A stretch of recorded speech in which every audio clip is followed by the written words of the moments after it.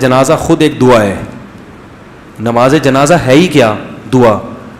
تو اس کے بعد دعا مستقل نبی صلی اللہ علیہ وسلم سے ثابت نہیں ہے, نہ کوئی صحیح حدیث ہے نہ کوئی ضعیف حدیث. بعض لوگ کہتے ہیں کہ عبادت ہے تو عبادت کے بعد تو دعا ہونی چاہیے, تو یہ بھی آپ نے اپنی طرف سے ایک لاجک نکالی. تو چلو مان لیا عبادت ہے, تو کیوں ہے؟ دعا ہے نا, اس لیے عبادت ہے. تو پھر نماز کے بعد دعا ہوگی تو وہ دعا بھی کیا ہے؟ عبادت ہے. تو پھر اس کے بعد بھی کیا ہونا چاہیے؟ دعا ہونی چاہیے. تو جیسے صحابہ تابعین نے نماز جنازہ پڑھی ہے, پڑھا, سلام پھیرا, مردے کو دفنایا جا کے, تو چاروں ائمہ کا اس پر اتفاق ہے. کہیں بھی کسی نے نہیں لکھا کہ نماز کے بعد الگ سے دعا ہوگی. اس لیے یہ عمل بدعت ہونے میں اس میں کوئی شبہ نہیں ہے. مفتی صاحب, نماز جنازہ میں سورہ فاتحہ نہ پڑھنے کی کوئی دلیل دیجئے. میرا ایک دوست اہل حدیث ہے, وہ کہتا ہے کہ ایک حدیث میں حضرت ابن عباس نے نماز جنازہ میں سورہ فاتحہ پڑھی ہے اور سورہ فاتحہ کے بغیر نماز نہیں ہوتی. سورہ فاتحہ کے بغیر نماز نہیں ہوتی تو رکوع سجدے کے بغیر بھی نماز نہیں ہوتی. تو نماز جنازہ عام نمازوں کی طرح نہیں ہے. تو جیسے وہ رکوع سجدے, جو سجدہ تو سورہ فاتحہ سے زیادہ بڑا رکن ہے, تو یہ جو سورہ فاتحہ کے بغیر نماز نہیں ہوتی, یہ رکوع سجدے والی نمازوں کے بارے میں. باقی حضرت ابن عباس نے جو سورہ فاتحہ پڑھی ہے وہ بطور دعا کے پڑھی ہے, بطور تلاوت کے نہیں پڑھی ہے. اس پر کوئی حدیث دکھا دیں کہ بطور تلاوت کے پڑھی ہے, تو ہم یہ کہتے ہیں نماز جنازہ میں سورہ فاتحہ پڑھنا جائز ہے بطور تلاوت کے, بطور دعا کے. سمجھ میں آ رہی ہے؟ سمجھ میں الحمدللہ. بطور دعا کے, کیونکہ دعا کے مختلف کلمات نبی سے نماز جنازہ میں منقول ہیں. تو جو زیادہ منقول ہیں ان کو زیادہ پڑھنا چاہیے, جو کم منقول ہیں ان کو کم پڑھنا چاہیے. تو اگر حضرت ابن عباس نے سورہ فاتحہ پڑھی ہے تو بطور دعا کے پڑھی ہے, تو بطور دعا کے ہم بھی اس کو جائز کہتے ہیں, پڑھ سکتے ہو, لیکن لازم نہیں ہے. اور وہ دعائیں جو زیادہ کثرت سے نبی سے منقول ہیں ان کا پڑھنا زیادہ افضل ہے نماز جنازہ میں. جیسے اللہم اغفر لحینا ومیتنا, اس کے علاوہ بہت ساری دعائیں تو کوئی بھی پڑھ سکتے ہو, تو فاتحہ بھی پڑھ سکتے ہو. لیکن فاتحہ کو نماز جنازہ کا رکن کہنا اور یہ کہنا کہ یہ نماز جنازہ کی خاص سنت ہے یا اس کے بغیر نماز جنازہ نہیں ہوتی, اس پر کوئی حدیث نہیں ہے. سمجھا پا رہا ہوں اپنی بات میں؟ مفتی صاحب السلام علیکم, میرا نام سیف احمد ہے. میرا یہ سوال ہے کہ آدمی اپنی 4 بیویوں کے ساتھ ایک ہی کمرے میں ایک ہی وقت میں 4 کے ساتھ رہ سکتا ہے؟ وہ اگر 4 بیویوں کو ایک کمرے میں رکھے گا تو خود کہاں رہے گا؟ ایک کمرہ تو دور کی بات, 4 کو ایک گھر میں اگر رکھتا ہے تو خود کہاں رہے گا؟ رہے گا تو یا تو بلڈ پروف جیکٹ پہن کے رہے گا, ورنہ کم سے کم ہیلمٹ بہت ضروری ہے, کیونکہ باقی چوٹیں انسان برداشت کر لیتا ہے, سر کی چوٹ برداشت نہیں کر پاتا. اس لیے کہتے ہیں تمام دوائیں بچوں کی پہنچ سے دور رکھیں. مفتی صاحب, جب نماز کے لیے اقامت کہی جائے تو مقتدی اپنے دونوں ہاتھ باندھ لے, چھوڑے رکھے ہاتھ باندھنا, کوئی ہاتھ باندھنا نماز کی سنتوں میں سے.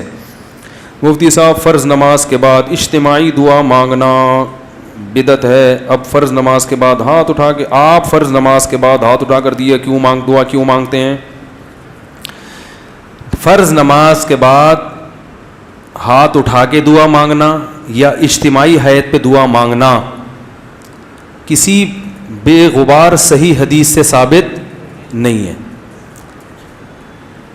کسی بھی صحیح حدیث سے, ایک روایت ہے جو ذرا کمزور ہے جس میں آتا ہے کہ ایک دفعہ نبی صلی اللہ علیہ وسلم نے فرض نماز کے بعد ہاتھ اٹھائے ہیں, مگر وہ روایت کمزور ہے. اور اگر اس کو صحیح مان بھی لیا جائے تو ایک دفعہ. سمجھ میں آ رہی بات؟ تو کتنی دفعہ؟ ایک دفعہ. اصول فقہ کی کتابوں میں لکھا ہوا ہے, تو چاروں مذاہب کی فقہ کی کتابوں میں, کہ حدیث اگر کوئی عمل کثرت سے کیا جاتا ہو اور اس کا نقل کرنے والا صرف ایک ہو تو یہ بات بھی حدیث میں شک پیدا کر دیتی ہے. ایک دفعہ اگر نبی صلی اللہ علیہ وسلم نے کیا ہے تو پتہ یہ چلا کہ اور وہ بھی اجتماعی نہیں, انفرادی طور پر. سمجھ میں آ رہی ہے بات؟ انفرادی طور پر. تو آپ بھی کبھی کبھار انفرادی طور پر رفع الیدین کر لیں. عام معمول اگر نبی کا نمازوں کے بعد, فرض نماز کے بعد ہاتھ اٹھا کر دعا کرنے کا ہوتا, چاہے اجتماعی یا انفرادی, تو اس کے نقل کرنے والے کثرت سے ہوتے. سمجھ میں آ رہی اس بارے میں؟ کیونکہ نماز کو تو بہت اہتمام اور اہمیت کے ساتھ احادیث میں بیان کیا گیا ہے، جبکہ ہم دیکھتے ہیں کہ حدیث کی کتابیں اس سے بالکل خاموش ہیں.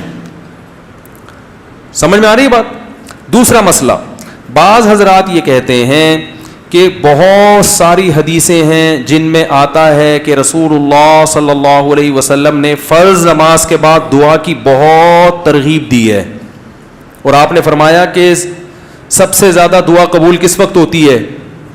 فرض نماز کے بعد. اس حدیث کا مطلب سمجھیں. جب بھی ایک حدیث کو بیان کیا جائے گا دوسری احادیث کو سامنے رکھ کر، خود نبی اور صحابہ نے اس حدیث پر کیسے عمل کیا ہے. ہم نبی کو دیکھتے ہیں کہ کہیں بھی نہیں کسی صحیح حدیث میں ملتا کہ نبی صلی اللہ علیہ وسلم کا یہ معمول تھا کہ آپ فرض نماز کے بعد ایسے دعا مانگتے تھے. خلفائے راشدین سے بھی کوئی روایت نہیں ملتی، نہ صحیح نہ ضعیف. بھائی دیکھو ہمارے ہاں تو یہ پابندی سے ہو رہا ہے نا پانچوں نمازوں میں ہر مسجد میں، اگر صحابہ میں بھی ایسا ہوتا تو کوئی ضعیف روایت تو ملتی نا صحابہ کرام سے، نہ صحیح ہے نہ ضعیف ہے. اور نبی سے بھی کوئی کثرت سے ایک روایت ہے، اس کی سند پہ بھی کیا ہے، ٹھیک ہے بعض نے اس کو صحیح کہا بعض نے ضعیف کہا، مگر وہ بھی متفق علیہ صحیح نہیں ہے. تو یہ کیسے ہو سکتا ہے کہ ایک عمل پابندی سے ہو رہا ہو اور اس کا نقل کرنے والا کوئی ہو ہی نہیں. تو اب ہم دیکھتے ہیں کہ جو حدیث میں آتا ہے فرض نماز کے بعد آپ صلی اللہ علیہ وسلم نے دعا کی ترغیب دی ہے، خود کیسے دعا مانگی ہے. تو ہم دیکھتے ہیں کہ نبی سے دوسری حدیثوں میں کیا ملتا ہے. آپ نے فرمایا جس نے فرض نماز کے بعد اللہم انت السلام پڑھا، کسی حدیث میں آتا ہے آپ نے فرمایا اللہم لا مانع لما اعطیت ولا معطی لما منعت ولا ينفع ذا الجد منک الجد. کسی میں آتا ہے جس نے فرض نماز کے بعد آیت الکرسی. خود آپ کا اپنا معمول بھی یہی. تو پتہ یہ چلا ان کلمات کو حدیث میں دعا سے تعبیر کیا جا رہا ہے. یہ وظائف ہیں. وظیفہ اس دعا کو کہتے ہیں جن کے یعنی لگے بندے کلمات ہوں، اس کو بھی دعا سے تعبیر کیا جاتا ہے. اس کی مثال ایسے ہے جیسے ہم کہتے ہیں افطار کی دعا، آذان کے بعد کی دعا، مسجد میں داخل ہونے کی دعا، مسجد سے باہر نکلنے کی دعا. تو وہ دعا کیا ہے؟ اللہم افتح لی ابواب رحمتک، مخصوص کلمات. اذان کے بعد کی دعا کیا ہے؟ اللہم رب ہذہ الدعوۃ التامہ. تو فرائض کے بعد جو دعا ہے وہ بھی کیا ہے؟ آیت الکرسی، اللہم انت السلام، اللہم لا مانع لما اعطیت. یہ کلمات، ان کلمات کو کیا کہا گیا ہے؟ بولو بھائی، دعا. اور ابن تیمیہ رحمہ اللہ کی رائے یہ ہے جو تفرد ہے کہ فرض نماز کے بعد سے مراد ہے جو اتحیات کے درود شریف کے بعد ہم دعا پڑھتے ہیں، رب اجعلنی مقیم الصلاۃ ربنا آتنا، جو کیونکہ حدیث میں آتا ہے دبور کل صلاۃ. تو دبر کا جو لفظ ہے عربی میں وہ بعد کے معنی میں بھی استعمال ہوتا ہے اور اینڈ کے معنی میں بھی. ابن تیمیہ رحمہ اللہ کہتے ہیں کہ جو ہم نماز کے آخر میں اتحیات پڑھتے ہیں پھر درود شریف پڑھتے ہیں اس کے بعد جو دعائیں کرتے ہیں نا، تو فرض نماز کے بعد سے مراد کیا ہے؟ یہ والی. لیکن یہ ان کا تفرد ہے. ہم کہتے ہیں ایسا نہیں بلکہ سلام کے بعد. مگر دعائیں کون سی؟ وہ جو منقول ہیں. یہاں تک میں سمجھا پایا اپنی بات؟ آگے چلیں. اور نبی صلی اللہ علیہ وسلم نے مختلف مواقع پر مختلف وظائف پڑھے ہیں فرض نماز کے بعد، کبھی آیت الکرسی، کبھی اللہم انت السلام. تو ہم یہ کہتے ہیں دوسری طرف حضرت عائشہ رضی اللہ تعالی عنہا کی حدیث ہے کہ آپ صلی اللہ علیہ وسلم فرض نماز کے بعد اللہم انت السلام کے بقدر بیٹھتے تھے اور پھر کھڑے ہو جایا کرتے تھے. ان دونوں حدیثوں کو ملا کے پتہ چلتا ہے کہ فرض نماز کے بعد جتنے وظائف منقول ہیں یہ سارے نہیں پڑھنے، کبھی کوئی اور کبھی کوئی. اہمیت چونکہ اللہم انت السلام کی زیادہ ہے اور وہ دائمی معمول رہا ہے نبی کا جیسے حضرت عائشہ کی، تو اس کو ہم نے اہمیت دی.